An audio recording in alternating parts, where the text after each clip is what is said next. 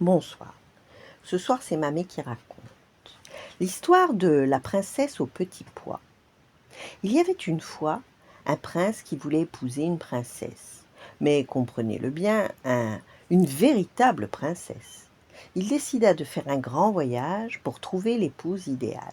Pendant des mois et des mois, il navigua sur les mers les plus dangereuses, traversa les forêts les plus sauvages, escalada les montagnes les plus hautes. Partout, il cherchait sa future femme.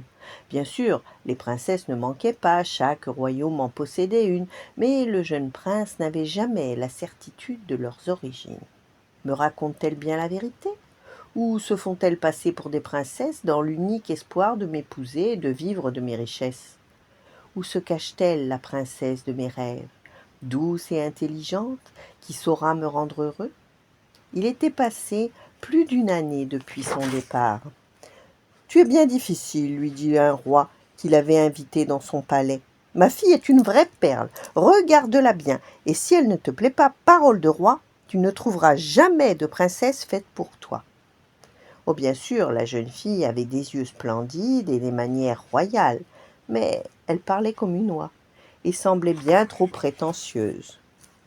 Bien affligé, le jeune prince revint seul au château. Les gardiens le reconnurent tout de suite et, sonnant les trompettes, ils abaissèrent le pont-levis. Mais quel triste retour! Le roi et la reine tentèrent de consoler leur fils, mais le prince était profondément déçu. Une nuit, une violente tempête éclata. Il pleuvait très fort, le tonnerre grondait, les éclairs crevaient le ciel plus noir que jamais. Tous les habitants du château se réjouissaient de ne pas être dehors, quand soudain, quelqu'un frappa à la porte. Le roi lui-même s'empressa d'ouvrir, ne pouvant laisser qui que ce soit sous cette pluie battante. La jeune fille entra, les cheveux ruisselants, elle était trempée de la tête aux pieds et tremblait de froid. Quand elle fut réchauffée et qu'elle eut enfin fini de manger et qu'on lui avait servi, elle se présenta comme étant une princesse et dit « Je me promenais dans la forêt quand je me suis égarée. La pluie m'a surprise et je me suis réfugiée chez vous. Je vous remercie très sincèrement de votre accueil. » Le prince souhaita qu'elle dît vrai, tant elle était jolie, mais il n'osait guère y croire. Elle se dit être une princesse. C'est bien ce que je vais tenter de découvrir, se dit la reine qui était bien maligne et qui voulait plus que tout le bonheur de son fils. Elle s'en alla préparer elle-même la chambre de la jeune fille et sans rien dire à personne, elle glissa subrepticement un petit pois sous le matelas. Ensuite, elle appela ses servantes et leur demanda de rapporter tous les matelas du château.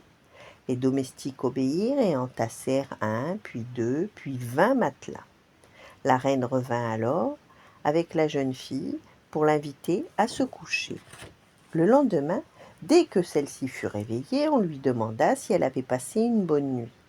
« Oh non, répondit-elle, j'ai bien mal dormi. Il y avait quelque chose de dur qui m'a endolorie, je n'ai cessé de me retourner toute la nuit. » À cette réponse, la reine fut très satisfaite. Elle raconta son secret à la jeune fille et la conduisit au prince. « Prince, dit la reine, seule une vraie princesse peut sentir la présence d'un minuscule petit pois à travers l'épaisseur de 20 matelas et édredons. Quelle femme, sinon une princesse, pourrait avoir la peau si délicate ?» Le prince convaincu était fou de bonheur et il épousa aussitôt la jeune fille, à la grande satisfaction de ses parents. Bien sûr, ils vécurent heureux et très longtemps, comme c'est toujours le cas dans les histoires de princes et de princesses. Le petit pois a même eu une place d'honneur dans le musée du Palais Royal où tout le monde put l'admirer dans sa boîte de cristal. Voilà, bonne nuit, faites de beaux rêves et à demain.